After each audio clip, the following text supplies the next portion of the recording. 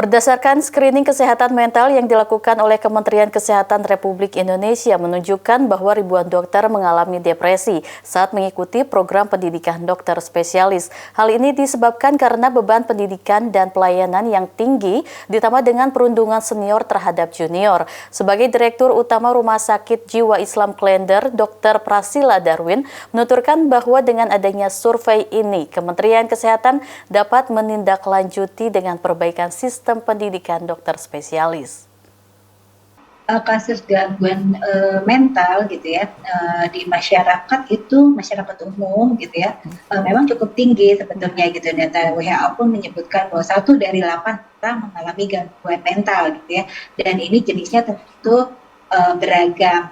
Kemudian dari 1 dari 8 orang itu salah satunya mungkin ada yang kita kenal diagnosisnya depresi gitu ya, dan kasus depresi ini lumayan cukup besar juga prevalensinya, antara sekitar 4-10% populasi gitu ya mengalami gangguan depresi. Nah, terkait dengan isu yang sudah kita dengar bersama gitu ya mengenai pendidikan PPDS yang banyak PPDS yang mengalami depresi, bahkan ada kecenderungan untuk melakukan bunuh diri gitu ya.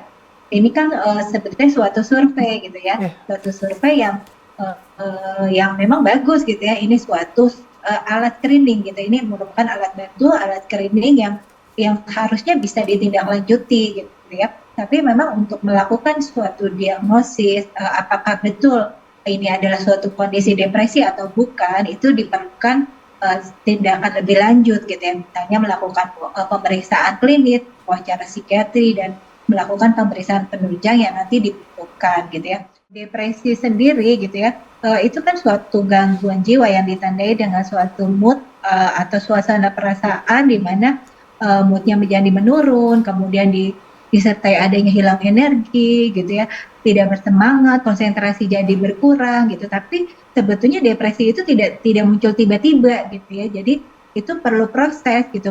Ada stres yang terus-menerus mungkin gitu ya, belum lagi mungkin faktor dari individunya sendiri gitu ya, faktor di mana mungkin ketika seorang PDS menjalani studi gitu, dia juga punya permasalahan tersendiri, misalnya masalah finansial ada atau tidak gitu ya, kemudian masalah keluarga, kemudian belum lagi masalah misalnya transportasi kan bisa saja misalnya dia tinggal di Banten tapi sekolah di UI kan gitu ya, dia harus berjuang setiap pagi gitu ya, harus bangun tengah malam ya, bangun agak lebih pagi untuk mengejar waktu dan sebagainya gitu ya.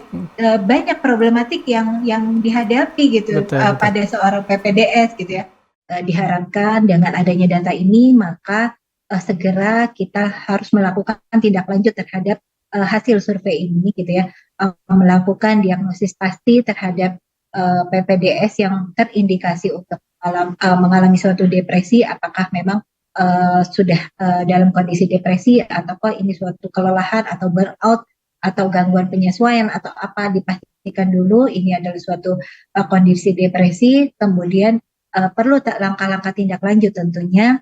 Selain mengobati PPDS-nya, mungkin kita ini adalah langkah perbaikan dari Kemenkes untuk memperbaiki sistem pendidikan dokter spesialis yang ada, dan juga sebetulnya ini jadi kayak mengangkat stigma juga nih sebetulnya ya. Jadi seolah-olah masyarakat pun kaget mungkin ya, takut mungkin dengan berita seperti ini. Mungkin ini juga perlu kehati-hatian karena stigma kesehatan mental masih cukup kuat gitu ya. Jadi seolah-olah takut, ada rasa tidak percaya gitu, sehingga harus ada tindak lanjut dari hasil survei ini yang juga dipublikasikan nanti hasilnya akan seperti apa sehingga tidak menimbulkan suatu ketakutan.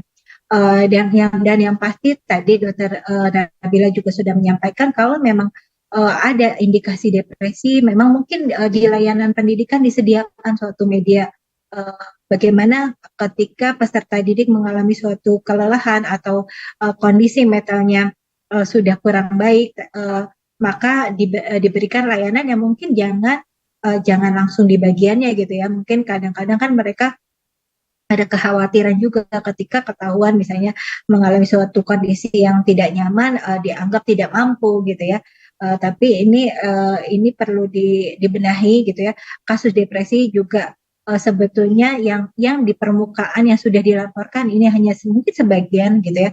Ini seperti fenomena gunung es yang sebetulnya kasus depresi ini cukup banyak di masyarakat dan kita tidak melakukan survei secara menyeluruh, hanya beberapa sisi gitu ya yang kita lakukan gitu. Jadi screening terhadap kondisi depresi di masyarakat Indonesia terutama juga perlu ditindaklanjuti lebih lanjut, dilakukan screening dan upaya kalaupun nanti terjadi depresi maka perlu penanganan yang komprehensif juga untuk memperbaiki sehingga fungsi dan kondisi perekonomian dan SDM masyarakat Indonesia tentunya menjadi lebih baik. Mungkin itu dari saya.